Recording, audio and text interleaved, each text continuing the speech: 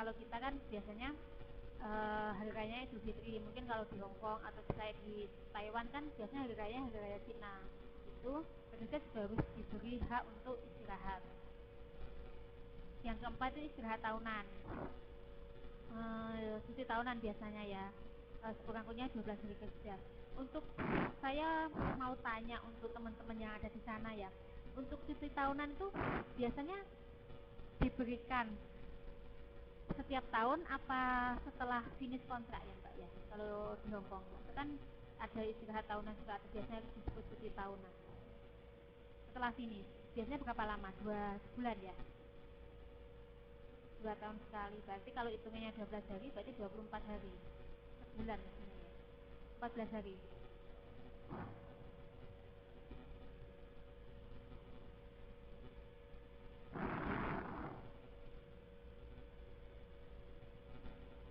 Berarti hitungannya kalau kayak gitu 12 hari dihitung cuma tahun pertama ya Mbak ya? Kalau ada acara mendadak boleh bilang. Kan kalau seandainya dihitung seandainya balik ke majikan yang sama ya kan setelah finish kontrak itu kan tahun pertama kita dapat 12. Oh, memang kesepakatannya di sana 14 hari. Oh.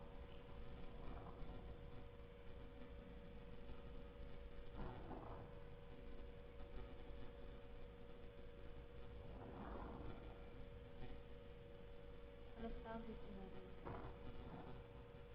Berarti sudah lumayan ya Mbak ya. Kalau sebenarnya kalau istirahat tahunan berdasarkan kalau di sini sih kalau merujuk ke Undang-Undang Nomor 13 itu kan 12 hari kerja setelah kerja yang bersangkutan kerja selama 12 tahun itu undang-undang di Indonesia. Biasanya kalau cuti-cuti tahunan itu 12 hari.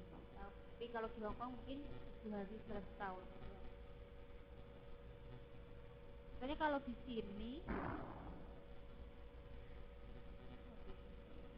sini biasanya 7 sama sih 7 tahun 7 tahun setahun 7 hari sebenarnya sama juga kalau di sini.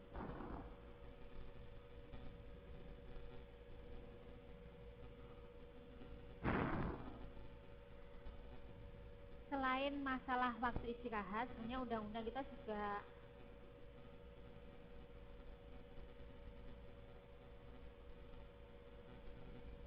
tetap ada yang memberi 1 hari, 1 bulan, dua. Oh, berarti ada yang selama sebulan cuti itu tetap digaji, ada juga yang cuma digaji 2 minggu.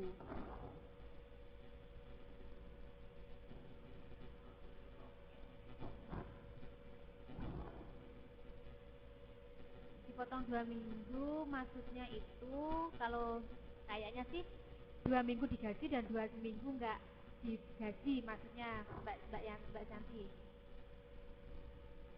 Jadi kalau sebulan yang 2 minggu digaji, yang 2 minggu nggak digaji. Itu tergantung lagi ke majikan masing-masing.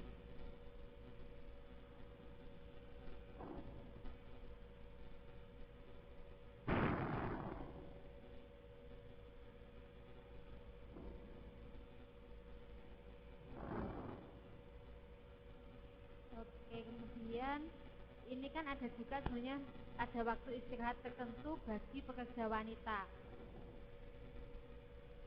Di sini itu disebutkan pekerja wanita tidak boleh diwajibkan bekerja pada hari pertama dan kedua waktu haid.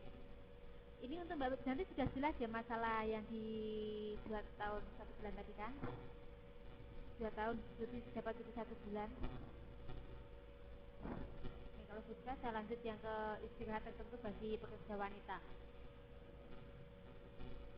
Jadi kalau sebenarnya kalau wanita itu ada waktu-waktu tertentu yang kita bisa mengajukan apa itu namanya istirahat atau tidak diwajibkan untuk bekerja.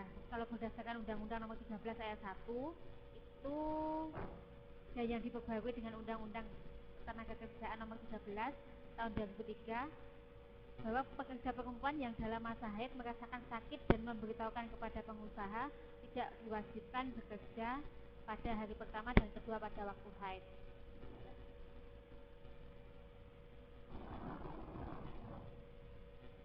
Jadi sebenarnya kalau memang kita memang ada beberapa kasus yang memang untuk wanita itu kan kadang-kadang kan waktu hari haid pertama atau kedua kan memang kadang-kadang sampai sakit banget, itu tidak wajib untuk bekerja. Yang kedua itu untuk wanita hamil sesuai dengan pasal 82 Undang-Undang Ketenagakerjaan nomor 13 tahun 2003 menyatakan dalam kasus tertentu menurut pandangan dokter kepada wanita dapat diberikan istirahat sejak kehamilan bulan ke-9 dari perkiraan kehamilan normal.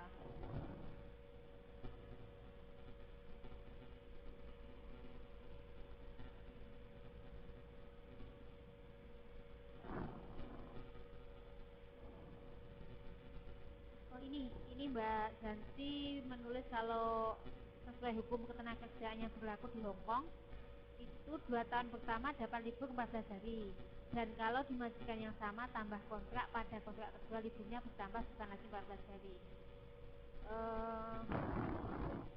Maksudnya gimana ini Mbak Janti? Soalnya kan kalau seandainya kontrak kerja itu kan biasanya memang cuma 2 tahun ya, jadi kan di kontrak kerja nanti kan disebutkan cuti tahunannya berapa, terus hak-haknya apa, kewajibannya apa, kan termasuk untuk cuti tahunan.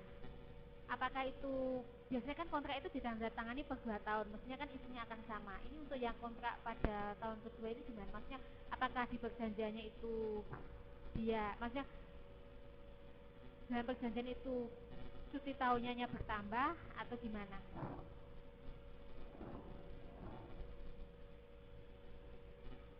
Sama saja.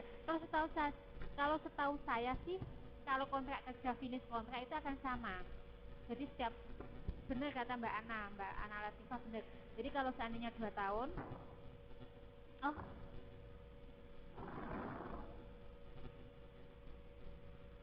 begitu, berarti ada yang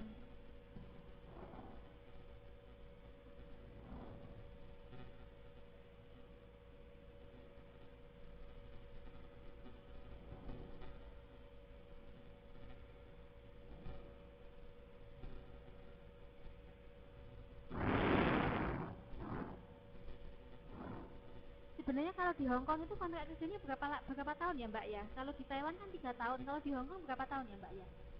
Untuk kontrak kerja dengan majikan yang sama 2 tahun. Bisa diperpanjang 3 tahun nggak? Oh 2 tahun sekali. Kalau di Taiwan kan 3 tahun. Berarti kalau 2 tahun, iya, 2 tahun sekali kan bisa diperpanjang, itu kan maksudnya kan tetap finish kontrak kan.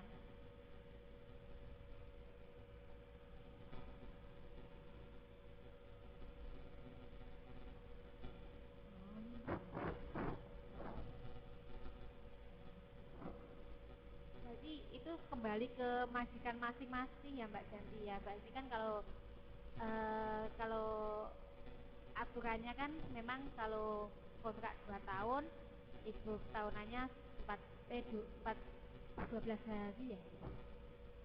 12 14 hari kalau 2 tahun, 14 hari. Tapi kalau seandainya bisa lebih dari itu berarti kan rezekinya Mbak ya, bisa libur lebih lama di rumah.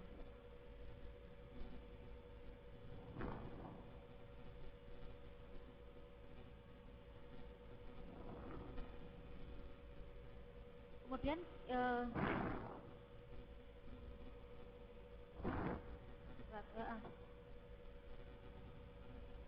ya biasanya memang gitu. Memang kalau kan tertulis, kalau majikannya baik sih memang kadang-kadang dikasih lebih istirahat lebih ya, jadi masih dikasih cuti lebih. Kemudian saya lanjut ke ke materi ya.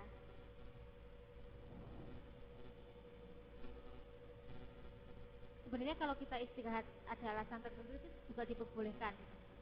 Entah itu karena mungkin ada urusan keluarga, ada urusan, mungkin ada gawe tertentu, atau ada pernikahan atau apa, itu sebenarnya kita juga diizinkan untuk cuti atau istirahat. Kemudian ada juga ini disebut istirahat panjang, yaitu pekerja yang sudah bekerja sekurang-kurangnya 6 tahun dan kelipatannya berhak atas istirahat panjang sekurang-kurangnya 2 bulan. Tahun ke-7 selama 1 bulan dan tahun ke-8 selama 1 bulan dengan memberikan setengah gaji untuk tahun ke-8. Tapi saya nggak tahu, saya belum pernah menemukan ini di Indonesia. Maksudnya meskipun eh, pegawai negeri, setahu saya kakak saya kan PNS itu juga kayaknya nggak ada yang setelah 6 tahun mereka boleh cuti 1 bulan. Kayaknya saya belum pernah mendengar itu. Tapi kalau untuk kasus di Taiwan, kalau kayak profesor saya itu kalau memang ada cuti, jadi kalau mereka sudah 6 tahun itu mereka bisa off untuk ngajar selama 1 bulan. Itu untuk 6 tahun. Tapi untuk di Indonesia saya belum belum pernah mendengar ini. Untuk aturan ini sebenarnya, padahal aturan ini kan aturan ketenagakerjaan di Indonesia juga gitu. Tapi nggak tahu, saya belum pernah mendengar untuk yang cuti-cuti ini. Kemudian untuk yang istirahat karena sakit itu diatur di Undang-Undang Ketenagakerjaan Nomor 13 Tahun 2003. Sebenarnya kalau seandainya kita sakit itu ada aturan-aturannya yang aturan-aturan yang harus di aturan-aturan yang harus dipenuhi oleh pengusaha, yaitu yang pertama, untuk 4 bulan pertama kita sakit kita masih mendapatkan 100% upah. Kemudian untuk 4 bulan kedua 75%, 4 bulan ketiga 50%, 4 bulan keempat 25%, dan kemudian dilakukan PHK. Kalau lebih dari berapa ini? 12 tahun. Jadi setelah setahun kita tidak bekerja, perusahaan berhak mem-PHK karena memang ini aturannya, ada aturan dari pasal 93 ayat 3. Kemudian untuk istirahat menjalankan ibadah sesuai dengan pasal 6 PP nomor 8 tahun 1981, pengusaha wajib memberikan kesempatan kepada pekerja untuk memenuhi kewajiban beribadah.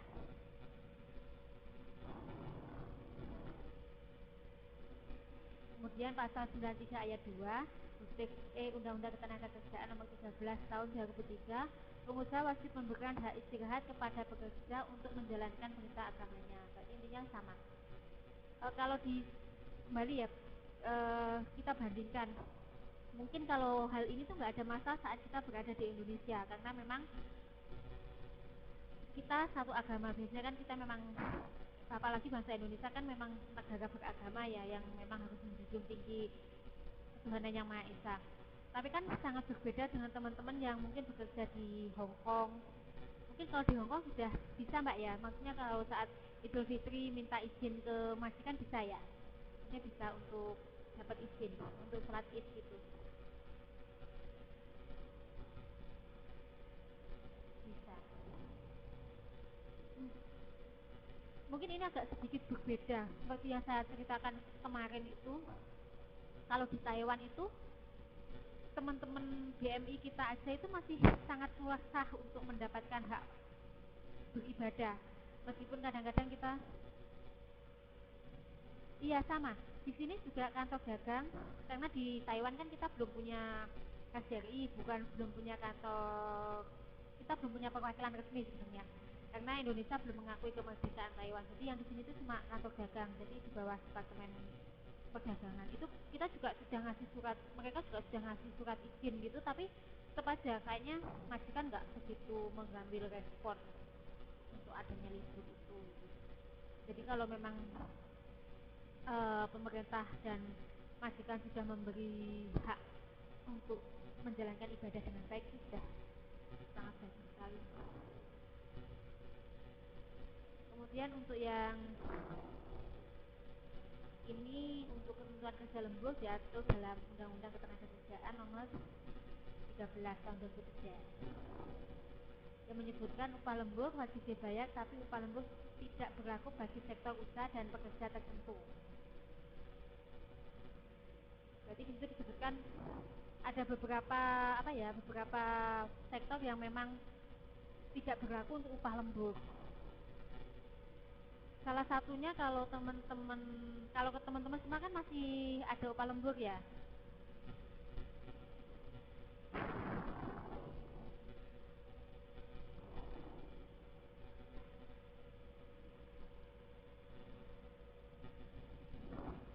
Oke Mbak Ana, boleh silakan. Salah satunya Mbak Eli benar. Kalau salah satunya yang punya jabatan. Kadang-kadang kan untuk jabatan-jabatan tertentu itu